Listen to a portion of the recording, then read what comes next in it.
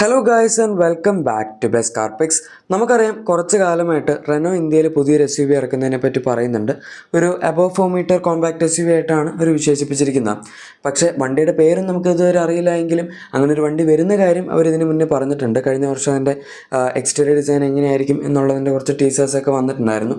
പക്ഷേ റെനോയുടെ വാഹനം മാത്രമല്ല, അതിൻ്റെ ഒരു നിസാൻ വേർഷനും ഇറങ്ങുന്നതിനെ പറ്റി പറഞ്ഞിട്ടുണ്ട്. ഇതുവരെ നമ്മൾ കണ്ടിട്ടുള്ളത് റെനോ വേർഷൻ മാത്രമേ ഉള്ളൂ. ശരിക്കും ഇൻ്റർനാഷണലി ഇപ്പോൾ വരുന്ന ഡസ്റ്ററാണ് അവർ ഇന്ത്യയിലേക്ക് പുതിയൊരു വണ്ടിയായിട്ട് കൊണ്ടുവരാൻ പോകുന്നത്. അതിൻ്റെ പേര് ഡസ്റ്റർ എന്നായിരിക്കും എന്ന് കൺഫേം ആയിട്ടില്ല എന്നേ ഉള്ളൂ. മിക്കവാറും ഡസ്റ്റർ തന്നെയായിരിക്കും. കാരണം ഡസ്റ്റർ എന്ന് പറഞ്ഞ വാഹനത്തിന് ഇന്ത്യയിൽ അത്യാവശ്യം നല്ലൊരു ബ്രാൻഡ് വാല്യൂ ഉണ്ട്. അതുകൊണ്ട് അവരിന് വേറൊരു വണ്ടിയുടെ പേര് വെച്ചത് കളയേണ്ട ആവശ്യമില്ല. പക്ഷേ നിസാൻ്റെ വാഹനത്തിൻ്റെ പേരെന്തായിരിക്കും എന്ന് നമുക്കിപ്പോഴും അറിയില്ല. ഡസ്റ്ററിൻ്റെ സമയത്ത് ഉണ്ടായിരുന്ന നിസാൻ്റെ വാഹനം ടെറാനോ ആണ്. ആ പേര് വെച്ച് അന്ന് അത്ര സ്ട്രോങ് അല്ലായിരുന്നു. ഡസ്റ്ററിന് അത്ര ഒരു വാല്യൂ ഉണ്ടാക്കിയെടുക്കാൻ ടെറാനോയ്ക്ക് പറ്റിയിട്ടില്ലായിരുന്നു. പക്ഷേ ഡസ്റ്ററിന് സാധിച്ചു. എന്തായാലും നമ്മൾ ഇത്രയും കാലം കണ്ട ഡസ്റ്റർ, അതിപ്പം ഡാഷ്യ ഡസ്റ്റർ ആയിക്കോട്ടെ അല്ലെങ്കിൽ റെനോ ഡസ്റ്റർ ആയിക്കോട്ടെ, ശരിക്കും ഡസ്റ്റർ എന്ന് പറയുന്നത് ഡാഷ്യയുടെ വാഹനമാണ്.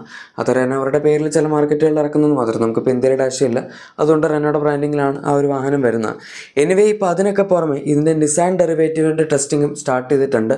ഇന്ത്യയിലാണോ എന്ന് ചോദിക്കുകയാണെങ്കിൽ അല്ല, പക്ഷേ അങ്ങ് ബ്രസീലിലാണ് ഇതിൻ്റെ ടെസ്റ്റിംഗ് ഇപ്പോൾ സ്റ്റാർട്ട് ചെയ്തിരിക്കുന്നത്. ഇത് ഏത് വണ്ടിയാണ് എന്നുള്ളത് അറിയില്ല. പക്ഷേ ബ്രസീലിൽ നിസാൻ 2 പുതിയ വാഹനങ്ങൾ ഇറക്കുന്നതായിട്ടായിരുന്നു പറഞ്ഞിരുന്നത്. അതിലൊന്ന് പുതിയ ജനറേഷൻ കിക്സ് ആണ്. അതിന് പുറമെ വേറൊരു എസ് യു വി കൂടെ വരുന്നതായിട്ട് പറഞ്ഞിരുന്നു. ഇതിന് മുന്നേയുള്ള റൂമേഴ്സ് അനുസരിച്ച് മാഗ്നൈറ്റ് ഇറക്കുമെന്നാണ് പറഞ്ഞിരുന്നത്. പക്ഷെ എന്തായാലും ഇത് മാഗ്നൈറ്റ് അല്ല എന്നുള്ളത് നമുക്ക് കണ്ടാൽ തന്നെ മനസ്സിലാവും. അതുകൊണ്ട് അതിന് പകരം പുതിയൊരു എസ് യു വി ആണ് അവർ ഇറക്കാൻ പോകുന്നത്. ആൻഡ് അത് നമ്മുടെ ഈ പുതിയ ഡസ്റ്റർ ബേസ് ചെയ്തിട്ടുള്ള വണ്ടിയായിരിക്കും എന്നാണ് പറയുന്നത്. ബ്രസീൽ ഓൾറെഡി ഡസ്റ്റർ എക്സിസ്റ്റ് ചെയ്യുന്നുണ്ട്. അതുകൊണ്ട് റെനോ നിസാൻ പാർട്ട്ണർഷിപ്പിൻ്റെ അണ്ടറിൽ അവർക്ക് വേണമെങ്കിൽ റെനോയുടെ ആ ഒരു വാഹനം തന്നെ എടുത്ത് നിസാൻ ബ്രാൻഡിങ്ങിൽ ഇറക്കാൻ പറ്റും. ഏകദേശം ഇന്ത്യയിൽ ചെയ്യുന്ന പോലെ തന്നെ. ഈ 2 കമ്പനികളും ബാക്കി ഡെവലപ്പിംഗ് മാർക്കറ്റ്സുകളിലും ഏകദേശം ഇതുപോലൊക്കെ തന്നെയാണ് ചെയ്യാറുള്ളത്.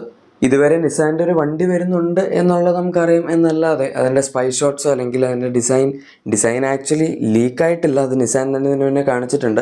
ഡസ്റ്ററിൻ്റെ ഒരു ഫ്രണ്ട് ഡിസൈൻ കുറച്ച് പോർഷനായിട്ട് റെനോ കാണിച്ചിട്ടുണ്ടായിരുന്നു. അതിൻ്റെ കൂടെ വന്ന ടീസറിൽ തന്നെ നിസാൻ്റെ വാഹനത്തിൻ്റെ ഒരു ടീസറും, അതായത് അതിൻ്റെ ഒരു ഫ്രണ്ട് ഡിസൈൻ മാത്രം നമുക്ക് കാണാൻ പറ്റിയിട്ടുണ്ട്. അത് ഞാൻ വേണമെങ്കിൽ ഇപ്പോൾ ഇവിടെ കാണിച്ചു തരാം. ഇതാണ് നമ്മുടെ നിസാൻ വാഹനത്തിൻ്റെ ഡിസൈൻ. ഡസ്റ്റർ വെച്ച് കമ്പയർ ചെയ്യുമ്പോൾ അത്യാവശ്യം കുറച്ചും കൂടെ ഒരു ബോക്സി ലൈക്ക് ഡിസൈനാണ് ഇതിൻ്റെ അകത്ത് കൊടുത്തിരിക്കുന്നത്. ഡസ്റ്ററിൽ അത്യാവശ്യം അഗ്രസീവ് ആയിട്ടുള്ളൊരു ഡിസൈൻ ആയിരുന്നു. പക്ഷേ എനിക്കെന്തോ ആ ഒരു ടീസർ ഇമേജൊക്കെ കണ്ട സമയത്ത് നിസാൻ്റെ വാഹനത്തിൻ്റെ ഡിസൈനാണ് കുറച്ചും കൂടെ പേഴ്സണലി ഇഷ്ടപ്പെട്ടത്.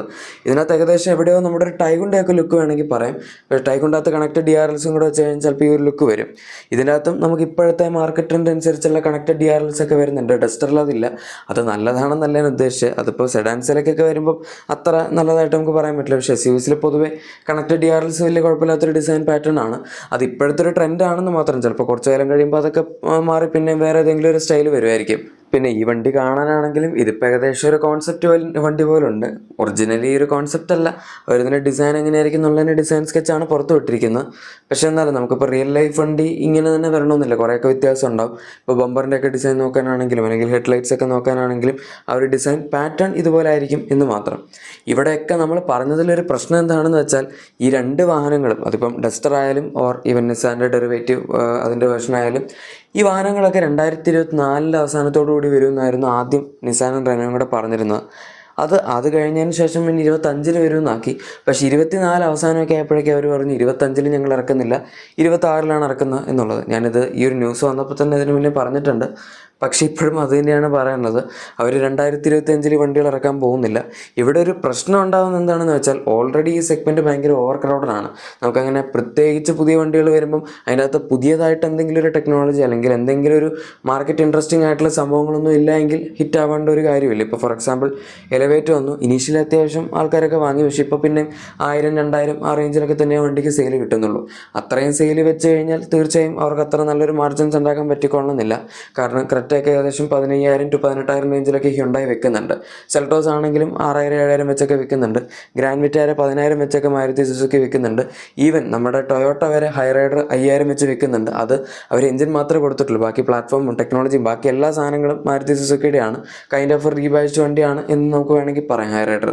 പക്ഷേ ഇത്തരത്തിലുള്ള വാഹനങ്ങൾക്കൊക്കെ ഇങ്ങനെ സെയിൽ കിട്ടിക്കൊണ്ടിരിക്കുന്ന സമയത്ത് എലവേറ്റ് ആയിക്കോട്ടെ അല്ലെങ്കിൽ ടൈഗൺ, കുഷാക്ക് ഇത്തരത്തിലുള്ള വാഹനങ്ങൾ, ഈവൻ MG ആസ്റ്റർ ആണെങ്കിൽ പോലും ഇതിനൊക്കെ സെയിൽ കുറച്ച് മോശമാണ്. ആസ്റ്റർ പ്രത്യേകിച്ച് അത് 500-ന് ഇപ്പോൾ സെയിൽ കിട്ടാറുള്ളൂ. മിക്ക മാസങ്ങളിലും 500-ലും താഴെയാണ്. പിന്നെ ടൈഗോണും കുഷാക്കൊക്കെ ആണെങ്കിലും 1000 to 1500 ഇടയിൽ സെയിലുള്ളൂ. എലിവേറ്റ് പിന്നെയും 1000-2000-ത്തിനടുത്തൊക്കെ ആയിട്ടുണ്ട് എന്ന് പറയാം. പക്ഷേ ഈ ഒരു റേഞ്ചിലൊക്കെയാണ് ഇവരും ഇനിയിപ്പോൾ വണ്ടികൾ ഇറക്കി സെയിൽ ചെയ്യാൻ പോകുന്നതെങ്കിൽ വലിയ കാര്യം എന്നുള്ളതായിട്ട് പറയാൻ പറ്റില്ല. മിനിമം ഒരു 3000 to 5000-ത്തിനിടയിലെങ്കിലും സെയിൽ കിട്ടിയാലാണ് നമുക്ക് നല്ലൊരു മാർജിൻ അവർക്ക് കിട്ടുന്നുണ്ട് എന്ന് പറയാൻ പറ്റും. അല്ലെങ്കിൽ പിന്നെ വണ്ടിയുടെ വില ഭയങ്കര ഹൈ ആക്കി വെക്കണം. ഇപ്പോൾ ജീപ്പൊക്കെ ചെയ്യുന്ന പോലെ കോമ്പസ് ഒക്കെ ഇനീഷ്യലി ഇറക്കിയ സമയത്ത് ആൾക്കാർ വാങ്ങുമായിരുന്നു. ഇപ്പോഴും വണ്ടിയുടെ വില വളരെ കൂടുതലായതുകൊണ്ട് അവർക്ക് പ്രോഫിറ്റ് മാർജിൻ കിട്ടുന്നത് കൂടുതലായിരിക്കും.